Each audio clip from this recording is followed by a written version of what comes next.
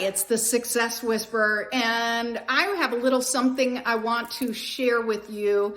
I did a short speech yesterday, and it's something that applies to a lot of people. I called it 3 ways to create space for a healthier workplace. Say that 3 times fast. And I want to just share a couple of the things with you, period. Number 1, I want you to think about how comfortable is your work environment right now? So I asked this yesterday. Obviously, you can't show me your hands, right? But you could comment. Are you on an 8 to 10? So 10 is awesome. 1 is, oh my God, totally toxic. So are you in the range of 8 to 10, where it's amazing, you may never leave? Are you in the range of 5 to 7, where it's pretty good? There's some things that could be better. Or are you in the range of 1 to 4, where it's like, I got to do something. Maybe there's a merger, maybe whatever is going on. Maybe there's something that is just telling you, hey, it's time to move on. I shared the story of 2 gals that I coached with last year that were at a company I was working with who were just not getting along. Everybody was walking on eggshells around them. It was affecting their personal life, their work life. It was just crazy what was happening. So one of the gals asked me to have a conversation with them, which I did. And one of the first things we discussed was that this one thought this one was mad for this reason, but it wasn't. This one thought this one was mad for that reason. Nope, something different. So once we got to the bottom of why they were each pissed off at each other, there was room for them to apologize, and then I had them do some exercises to begin talking to each other and building rapport. You see, so many people, pet peeve of mine, I'm going to share it. So many people show up to work as their best inner 6-year-old self. You didn't share your shovel, so I'm not going to share my pail. You didn't share your data before you published the report, so you're not getting access to mine. You didn't invite me to your meeting, so I'm not inviting you to mine. People, freaking grow up. Whether it's ego, whether it's insecurity, or whether, these people, it's the only control they have in their life. It's not a great way to spend at the workplace, because look at how many hours you are in the workplace. Look at how many hours you are. And dealing with this type of bullshit, drama, takes a lot of energy, doesn't it? It takes a lot of energy. The American Psychological Association names the 5 top stressors. Number 1, money. 75% of people stress about money. We give so much power away to money. You either have plenty and you're happy, or, oh my God, how am I going to pay this? How am I going to pay that? Never enough, never enough, never enough. And you're stuck in lack. That's not the way to live your life. Money is just an exchange of energy. You don't remember back in the day, but you've probably heard back in the day it was, here's my goat in exchange for your produce so I can feed my family. It was just a different way to save that type of an exchange.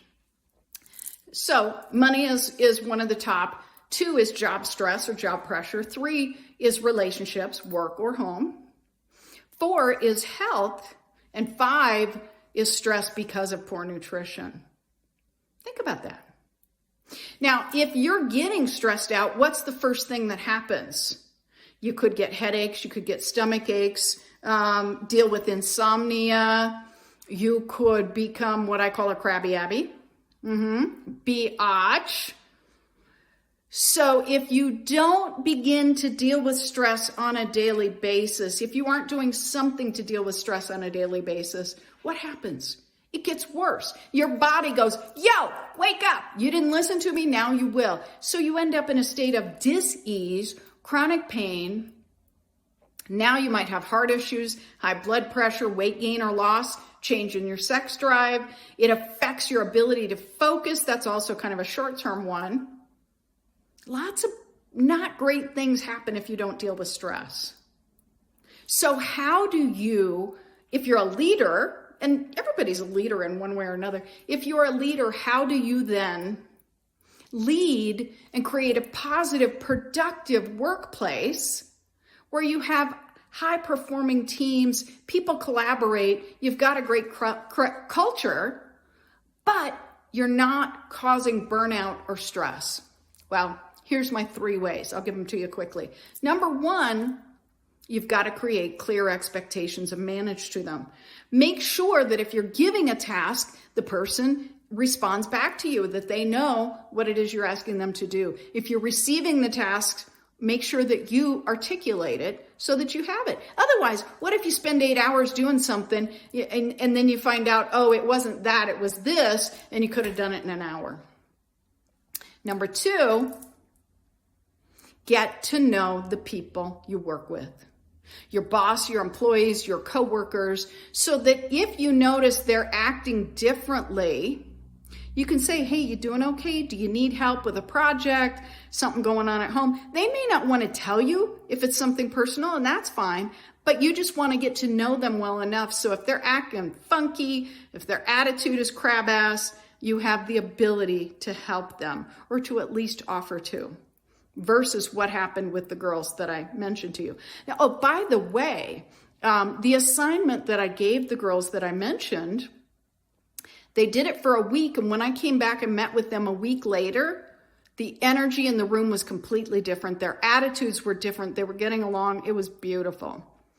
Now, number 3 is you've got to establish, well, I'm going to recommend that you establish a morning mindset routine. All of my clients do this. I have everybody do this because it's so integral to creating a life where you are functioning at your best. So that starts with taking quiet time in the morning. Start with 5 minutes, just 5. Take some deep breaths. It's also great to do before you go to bed at night. Create quiet time. Shut your eyes, turn off the thoughts. If the thoughts come, you just let them go. You don't engage with them.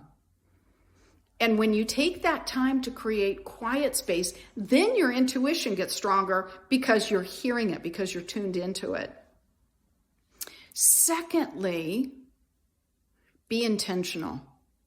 How do you want to show up today? Not just what do you want to do? How do you want to show up? How do you want to lead? How do you want to inspire? Who are you when you're your best? And number 3, take the time, and I'm going to say, I've been doing this since long before this became a thing. Take the time to express gratitude. Write it down, speak it out loud, say what you're thankful for while you're walking the dogs.